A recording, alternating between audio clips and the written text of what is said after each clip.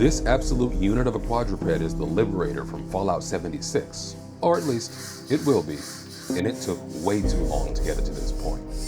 From wasting hours studying reinforcement learning, many failed gates, and catastrophic failure. I'm going to show you the entire process from start to finish. Enjoy.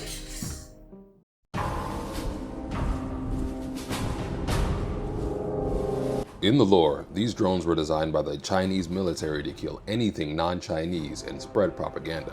While they were described as weak and ineffective by the US Army, this project will be my most complex project to date. The robot has a similar form factor to a spider, except it only has 4 legs, and its body is elongated, allowing its legs to fold up into this torpedo shape, which I tried to match in my design to get that cool folding functionality. Here's the Liberator all folded up and compact into its torpedo shape. And here he is, legs fully extended, ready to jump on your face. Here's where the harsh realities of, well, reality come in and start to change up the design. Even though I put the battery and all the components at the bottom, therefore lowering the center of gravity, I still opted to shorten the torpedo a little bit. Even though this compromises the one-to-one accuracy I was going for, it does lower the center of gravity and overall weight of the robot. For the electronics, the primary component board is an absolute mess in the Fusion model, but in real life, I think this is actually some of my best work. The brain of this robot will be this Raspberry Pi Zero 2W. These wave-share servo drivers will translate the Raspberry Pi's high-level commands to a language that the servos can understand and control them. This power distribution board will distribute power from the battery throughout the entire system. And this step-down converter will convert the 11-volt power source to 5 volts so it doesn't fry the Raspberry Pi. You've gotten a lot farther than you should have. But then you haven't met Frank Horrigan either. Your ride's over, Mutie. Time to die. Unless you like, comment, and subscribe within the next 10 seconds.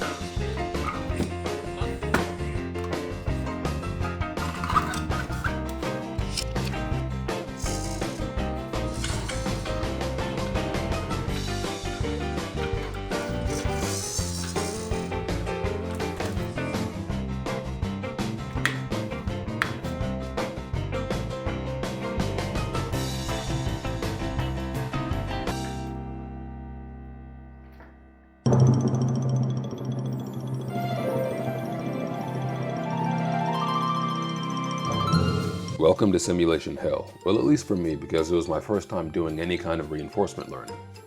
I took the Fusion model from earlier and exported into this robot simulation program called Weebots. Long story short, none of these gates translated well to real life, and it was overkill anyway. So here's what actually worked. I was inspired by Ed Moose's application of inverse kinematics for his robot dog. Essentially, you use a group of equations to plan a path for the foot, and the math will handle the joint trajectories. My main options were a rectangular footpath, a sinusoidal footpath, and Bezier curves.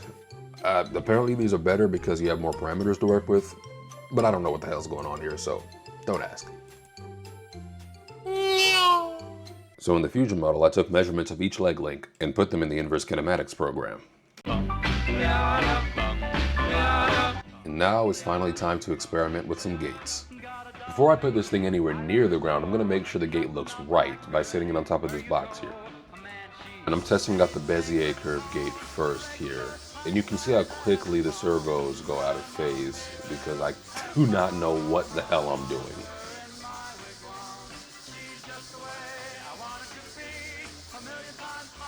Even after seeing how bad the gate was, I ended up testing it on the ground anyway, and this is what happened.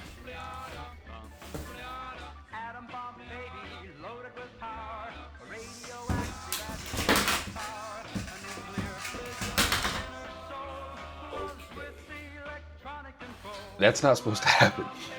So I'm not a fan of the self-threading screw holes that come with these servos by default, so I made these brackets that have brass inserts so they can be used in other projects and the self-threading screw holes won't get destroyed. My mistake was not gluing these to the servos knowing they'd be underweight.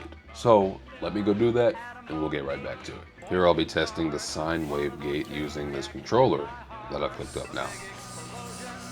Go forward, backward, controls forward and backward, and moving the stick left and right makes the robot turn left and right. Pretty straightforward. So with the gate looking pretty consistent and the brackets now glued, let's test it. So we've got the forward gate, backwards gate, turning left, and turning right. All of this looks pretty smooth. I'm happy with it.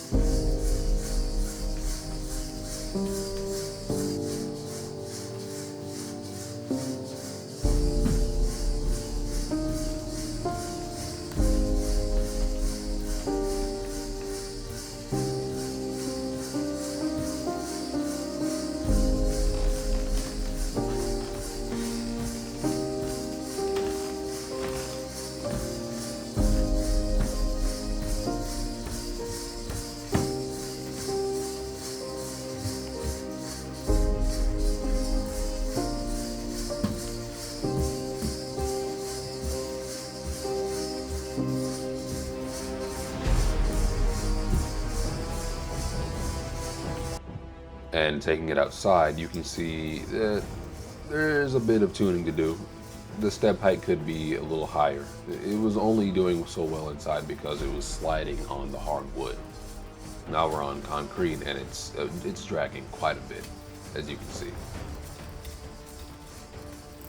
But I'm happy with it so far.